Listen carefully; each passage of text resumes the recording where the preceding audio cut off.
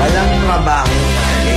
Wala kang karapatang maliitin yung trabaho ng iba. Yung iba sasabihin, gwardiya lang naman yan, rider lang naman yan, construction worker lang naman yan, gasoline boy lang naman yan, fast food crew worker lang naman yan. Pucha, nagkaroon lang tayo ng maganda-gandang klase ng trabaho. Akala na natin kung sino na tayong entitled sa mundong to. Minamaliit natin yung mga taong mas mabababa yung sa atin. Pagkakaalam ko kasi, wala kang karapatang maliitin o matahin yung trabaho ng iba hanggat nagtatrabaho sila ng marangal.